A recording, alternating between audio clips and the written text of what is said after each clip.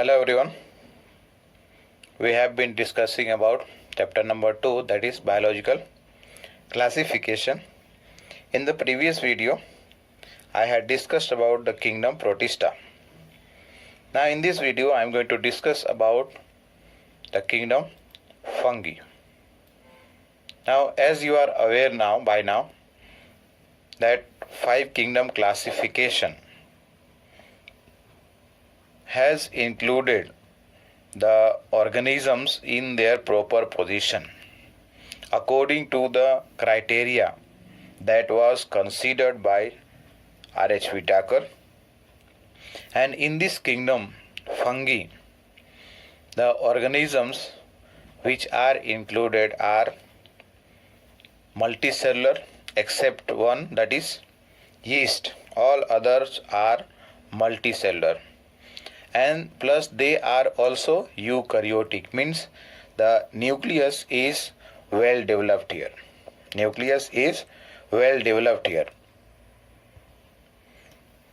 And this group, that is this kingdom, includes all those organisms which are heterotrophic, means they do not have any photosynthetic pigment, means chloroplast they don't have, and as a result of that they are not able to synthesize their own food. So that's why this kingdom contains organism that is heterotrophic organism. And due to this, what happens here? It is a unique kingdom, you can say. Why unique kingdom? Unique kingdom because of the classification of only heterotrophic organism. Now here the members show a great diversity in their morphology, external character or external structure, and also in their habitat. In fact, when we talk about habitat, they are found everywhere, and that is why a term utilized here is cosmopolitan. That means fungi are cosmopolitan, means what? That they are present in air, water, on animal and plant body also. And the environment, the type of environment that they prefer is the warm and humid places, means warm and humid climatic condition. If it is available, they can grow, multiply and increase their number. Now here when we are talking about fungi, means over here those organisms or the organisms which have been included here, some of them already you know it, or you may have heard, if not seen. Now here some of the organisms that belong here, one of them is mold fungus, that is actually a rhizopus. We are going to discuss, the example will come later on in this. Rhizopus is a fungus which grows on our bread. You must have seen mushroom. They are edible, means they are eaten. Then also toadstools are there. Then yeast, they are very much extensively utilized in bakery and also in brewery industry. Bakery, you understand, to make cakes, bread, etc. Whereas when we talk about the brewery, that is the industry which is related to production of alcohol or alcoholic beverages. Then there are other fungi like Puccinia, which causes a rust disease in case of wheat. Penicillium, you must be aware about this. Penicillium is a fungus, or it is a genus name. The first antibiotic, that was penicillin, was made or was synthesized from this fungus, that is Penicillium. Later on, Astilago is another species which causes smut disease in plants. Albugo, it causes a disease in mustard plant. So all these fungus or all these fungi are related here, or they are kept in this kingdom, that is the kingdom fungi. Now here, as I mentioned earlier, that all the members included under kingdom fungi are multicellular and they are filamentous, except only one, that is the yeast, which is a single cell, or otherwise it is a unicellular fungi. Now here we are basically talking about multicellular because except fungi, except yeast, all others are multicellular. So here, what kind of body organization they have? The body consists of a long, slender thread-like structure, which is referred as hyphae. The body is consisting of long, thin or slender thread-like structure, which is called as hyphae. A single branch or single thread-like structure will be called as hyphae. But if there are many, that makes a network. So a network of hyphae will be called as or is known as mycelium. Now this hyphae may be of two types. The hyphae can be of two types. One is called as aseptate or otherwise cenocytic hyphae. Aseptate or cenocytic hyphae means what? That in between the two cells, cross walls are absent here. Means the wall separating two cells are absent over here. And these cross walls are also called as septa. So if they have septa, it is called as septate.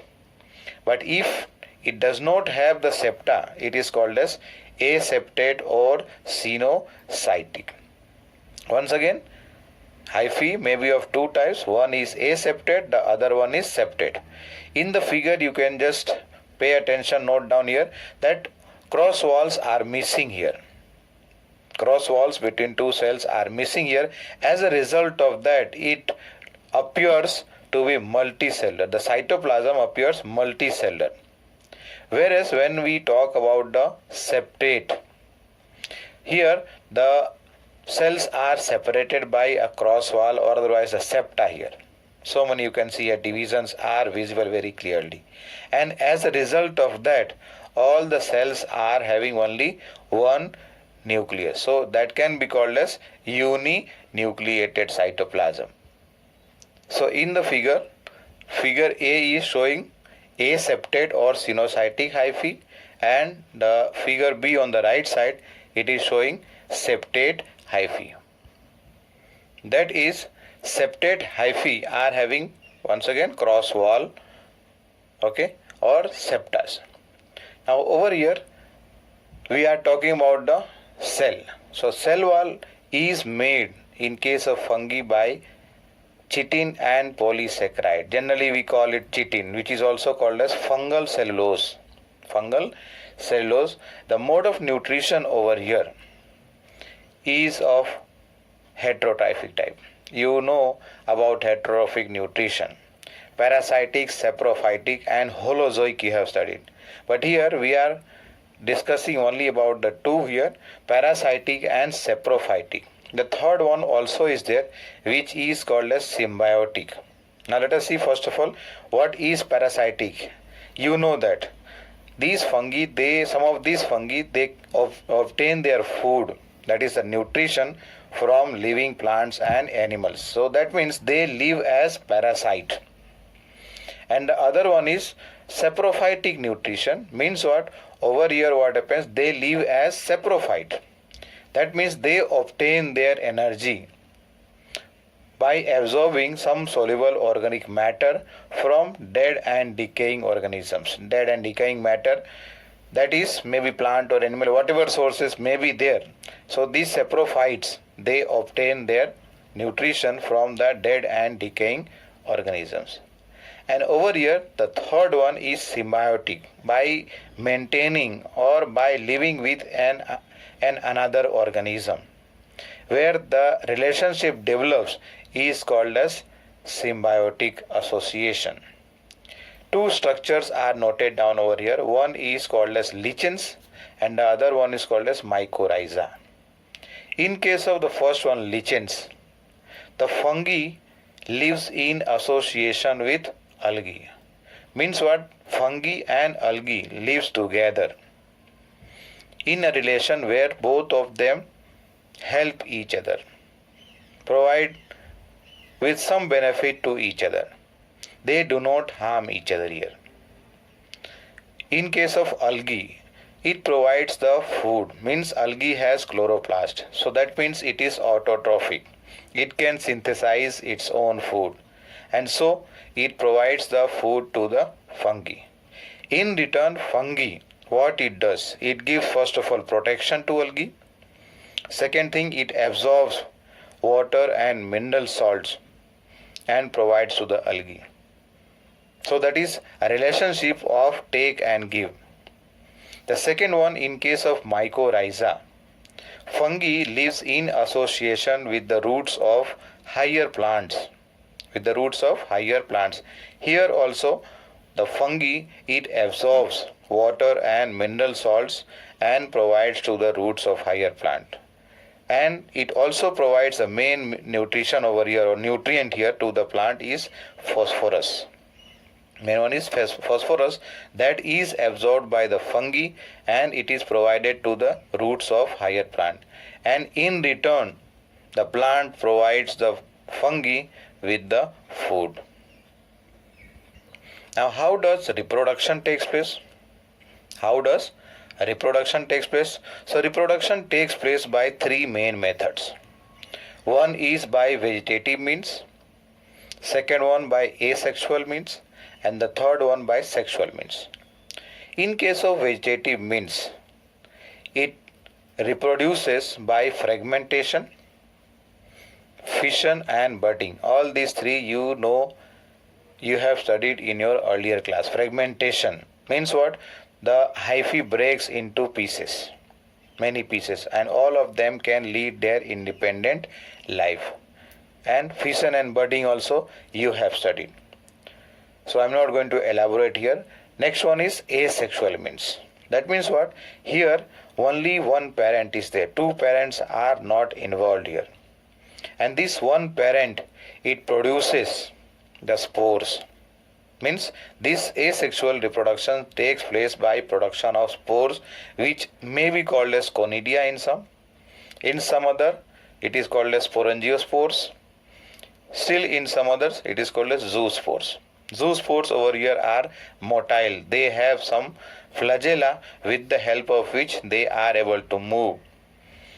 The third type is by sexual means, by the production of spores, or otherwise the gametes you can say, which are called as oospore or ascospores, or otherwise basidiospores. Means over here different classes of fungi are there. They produce different kinds of gametes here, that is oospores, ascospores or basidiospores.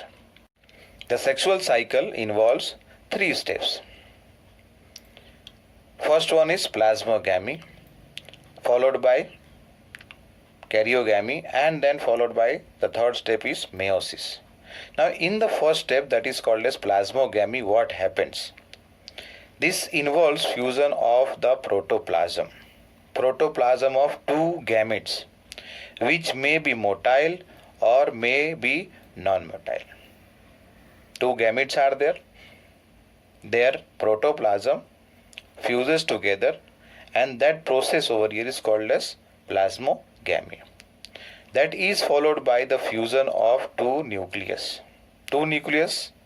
of the two gametes which had undergone plasmogamy. When these two nucleus are going to fuse together, it is going to result into a zygote, which can be written as diploid, which can be written as 2n inside bracket. Like here it is given diploid cell, that is the zygote. And the second type can remain in the second condition.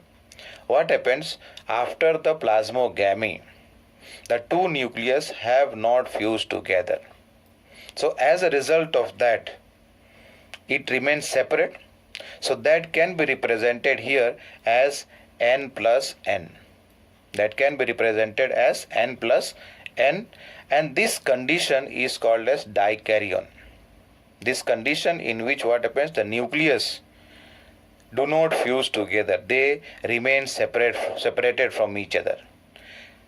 And this phase over here will be called as dikaryophase. The condition is called as dikaryon and the phase is called as dikaryophase. In the chart over here, dikaryon means the two nucleus have not fused together, which are going to further fuse together and then result into formation of zygote. Means what? Two ways are there, or two options are over here. Two alternatives are there. Let us see once more. The gametes, their protoplasm fused together. As a result, that process is called as plasmogamy.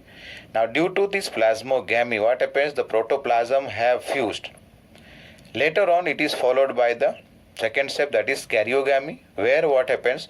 The nucleus in the beginning may fuse together, and that will result into formation of the zygote, which is a diploid, and that's why it can be written as 2n.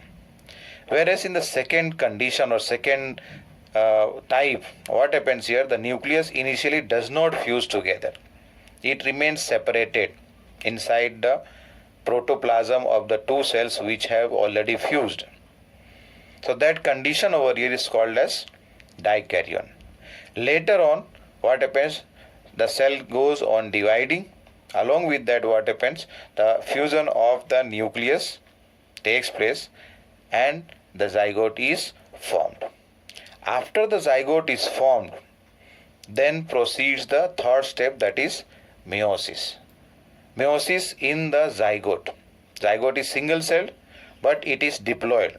It undergoes reduction division, where the chromosome number has to divide into half. So that's why here meiosis in the zygote to form what? Spores which are haploid. Means it carries only one set of chromosome here, and that will be, that's why written inside bracket as N. Now here dikaryon and dikaryophase. This mainly occurs in classes Ascomycetes and Basidiomycetes. The second type of fusion of the nucleus, initially which remains as N plus N, which is dikaryon, and after some time or after the growth is being continued, and then later on the nucleus fuses together. So this is called as what? The condition is called as dikaryon and the phase is called as dikaryophase. And this phase and condition occurs mainly in the members of the fungi which belong to the class Ascomycetes and Basidiomycetes. Later what happens? These nucleus fuse, and that already I have discussed, they form the zygote. Now formation of fruiting bodies take place after this. Formation of fruiting bodies take place, and inside these fruiting bodies, what happens? Haploid spores are formed. Inside these haploid spores, what happens? The haploid spores are formed. That results as a result of meiosis, as we discussed earlier. The figure here shows different types of spores that are produced in different fungi. Zoospores, which are having structures for movement. Sporangiospores, chlamydospores, and oidea. Then next one is conidia,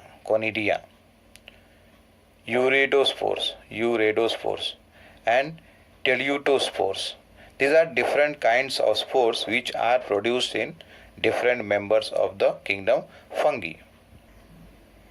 And the next topic is the classes of fungi, which I am going to discuss in the next video. Thank you. Hello everyone.